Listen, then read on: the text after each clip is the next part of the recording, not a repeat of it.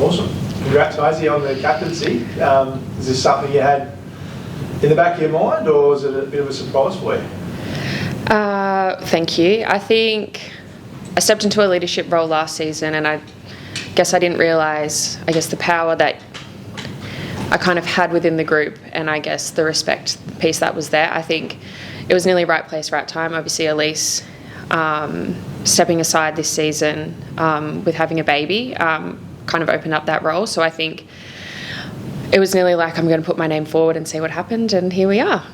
You captained any teams before, at any level? Only some underage stuff back in under 15s. Have probably played a little bit more of a leadership role here locally at Clarence, whether that be coaching or just helping out the younger girls when we're there. But that's kind of about it recently. How are you feeling about it? Excited, nervous? Yeah, it's obviously really exciting, and it's a big honour to captain your state as well, so I'm very grateful for the opportunity. But I think, I guess no games have happened yet, so I'm looking forward to getting up to the Sunshine Coast for pre-season camp, and I guess putting it out all on the field there. So happy that I've got a few games to kind of work through it, but I think I'm very fortunate with the playing group that I have they're all well across their field placements, what their roles are, what we're trying to do as a team. So I can imagine that I won't feel alone out there too, which would be nice. How would you characterise yourself as a captain and as a leader? I don't think I've worked that out yet. I think I'm someone I do this because I love it, which most of the athletes here do. We've all chosen to come down here and be a part of this organisation and what they're trying to do. So I think I would like to lead from the front in that, and ensuring that our girls feel comfortable and they're cared for within our program. Also trying to win as well. Is there any particular elements out of Elise's style of captaincy you'll borrow from, or is it more of a unique spin that you put on things? No, I'll definitely lean on her. We're fortunate enough to have her come into pre-season camp as more of a mentor, so being able to pick her brain and things, and especially the tactical side. I've been lucky enough to play under her and then play with her for a few years as well, so I guess also having that rapport is really nice, so feeling like I can bounce all these ideas off her will be great. Remind us about, you took some time away from cricket, didn't you, a few years ago. Was that, talk us about that decision, I guess, and you come back and a bit about that process, I guess. I think I've been playing cricket professionally since I was straight out of school, so 18.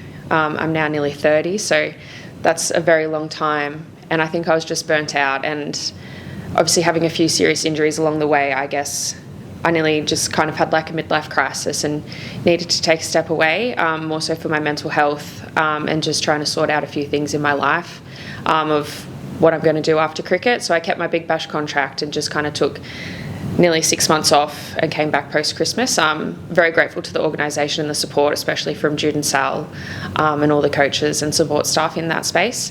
I think I came back and fell back in love with the game, most importantly, and therefore led to the enjoyment piece. And some of my closest friends play here, so getting to work with them every day has been, I guess, when I'm back in love with the game of cricket, having them around, I guess it's just all fun, really. Do you feel like you've been a cricketer for having that time away, I guess? I feel like I have a better balance in my life, and I guess a better control and I guess perspective on what goes on. I'd like to think I'm a better cricketer, but I feel like I'm always behind the eight ball sometimes in that sense. But I think my results, I guess with the ball in particular, have probably proven that. How did you find out you'd be handed the captaincy? Was it a phone call or a text, or were you called into an office somewhere? Or how did it go down? Jude took me for a coffee.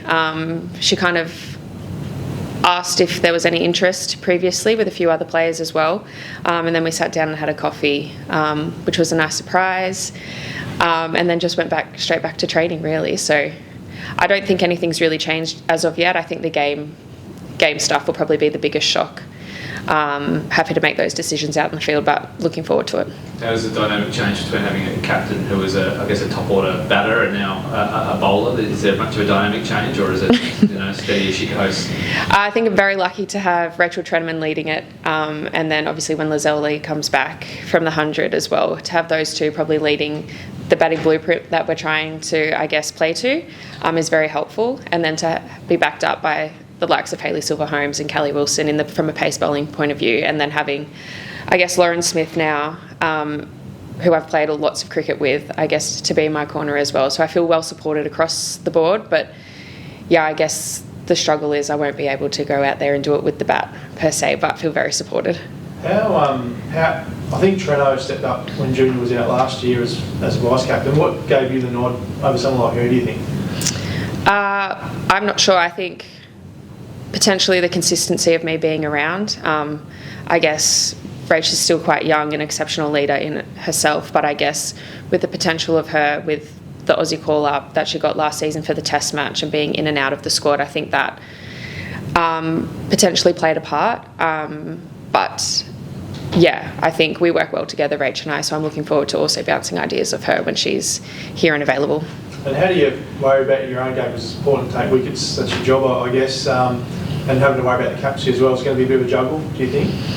I think potentially. I think having the players that we do and the experience that we do, I think being able to have those girls to also rely on, and they all know their field, so when it's my turn to bowl, I feel like I'm very clear on what I'm trying to do, and I guess nothing necessarily changes except probably the poor person at mid-off. That's where Elise used to field, so might cop a little bit of my verbal vomit when I'm trying to work things out, but other than that, hopefully nothing really changes. Anything that you will implement during sort of pre-season or anything like that in terms of themes or, you know, something in particular that you want the group to sort of follow you on? I think just how we play, and I don't think that really changes from what I guess Elise and Sal had set up after we were quite successful with the three-peat. I think we want to get back to playing our best cricket, and then we've just missed out on finals, I guess, after the three-peat. Had a pretty disappointing season last year, so I think just fighting the good fight really and fighting till the end, and I think as long as we're trending in the right direction, I think I'll be really happy with that. Yeah, and you did have, I guess, the gap year in terms of the success last season. Do you still have the group to go back to the top and go all the way again? Yeah, I definitely think so. We've got some good players that have come in, and then we've got some girls who are really hitting their straps, I think. They've played some good cricket, they've played some consistent cricket, and so I think it's just a matter of time. You've had a look at the fixture, like Nick will obviously be in the Australian setup, maybe Treno as well. Have you had a look at how much you might lose them throughout the campaign?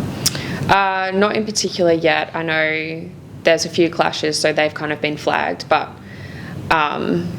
overall I think for the first rounds we would have a pretty good side at the end of September, so just kind of focusing on that and kind of getting through that bit, because then we obviously break up and go into Spring Challenge and T20 mode. So I think just getting through the first bit, and then obviously the WPL draft will play a part as well. So I think just ensuring we start the season well, or as best we can.